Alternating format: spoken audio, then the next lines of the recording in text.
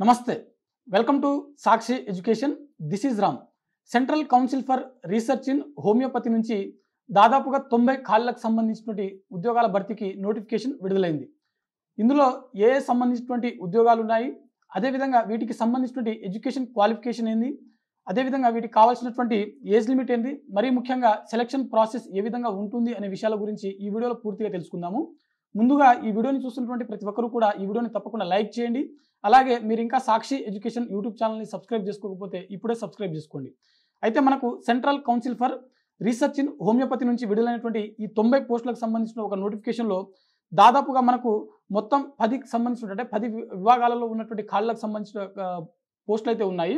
ఇందులో మనకు ఒకసారి పోస్టులు విభాగాల వారీగా చూసుకున్నట్లయితే research officer in homeopathy, research officer in endocrinology, అదేవిధంగా research officer in pathology, assistant research officer in pharmacognosy, staff nurse, pharmacist, junior librarian, అదేవిధంగా లోవర్ డివిజన్ క్లర్క్ మరియు డ్రైవర్ సంబంధించిన పోస్టులు అయితే ఇందులో ఉన్నాయి.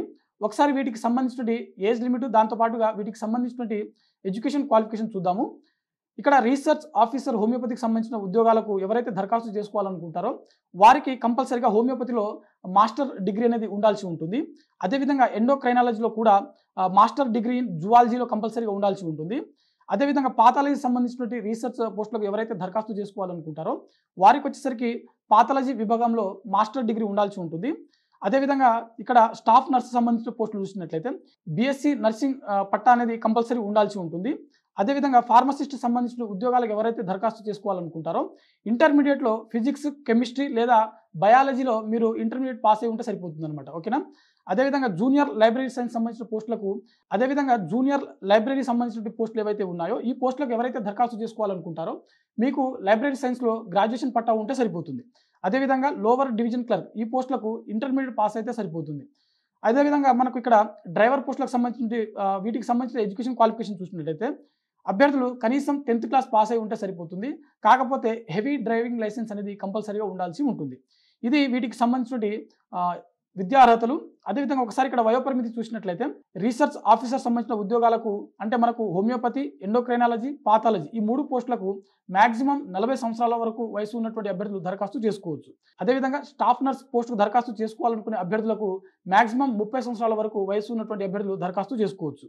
అదేవిధంగా ఫార్మసిస్ట్ ఉద్యోగాలకు ఎవరైతే దరఖాస్తు చేసుకుంటారో వారికి 18 సంవత్సరాల నుంచి 25 సంవత్సరాల వయసు ఉన్నటువంటి అభ్యర్థులు దరఖాస్తు చేసుకోవచ్చు.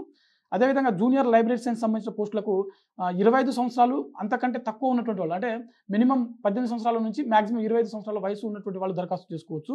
అదేవిధంగా ఎల్డీసీ లోవర్ డివిజన్ క్లర్క్ సంబంధించిన ఉద్యోగాలకు మ్యాక్సిమం 27 సంవత్సరాల వయసు ఉన్నటువంటి అభ్యర్థులు దరఖాస్తు చేసుకోవచ్చు. అదేవిధంగా డ్రైవర్ పోస్టులకు మ్యాక్సిమం 25 సంవత్సరాలు అంతకంటే తక్కువ ఉన్నటువంటి వాళ్ళు అంటే 18 సంవత్సరాల నుంచి 25 సంవత్సరాల వయసు ఉన్నటువంటి అభ్యర్థులు ఎవరైతే ఉన్నారో వారందరూ కూడా డ్రైవర్ పోస్టులకు దరఖాస్తు చేసుకోవచ్చు.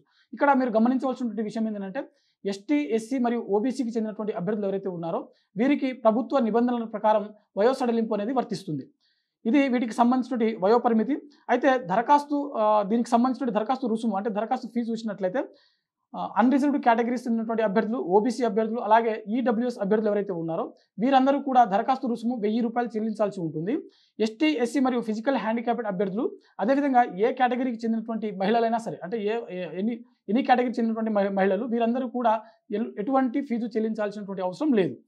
అయితే వీటికి సంబంధించినటువంటి ఎంపిక ప్రక్రియ ఏ విధంగా ఉంటుంది అని చూసినట్లయితే గ్రూప్ బి మరియు గ్రూప్ సికి సంబంధించిన పోస్టులు ఏవైతే ఉన్నాయో వీటికి ఎంపిక ప్రక్రియ పూర్తిగా మనకు కంప్యూటర్ బేస్డ్ టెస్ట్ అనేది నిర్వహించడం జరుగుతుంది. వాటిలో వచ్చినటువంటి మార్కుల ఆధారంగా మెరిట్ జాబితా అనేది తయారు చేయడం జరుగుతుంది.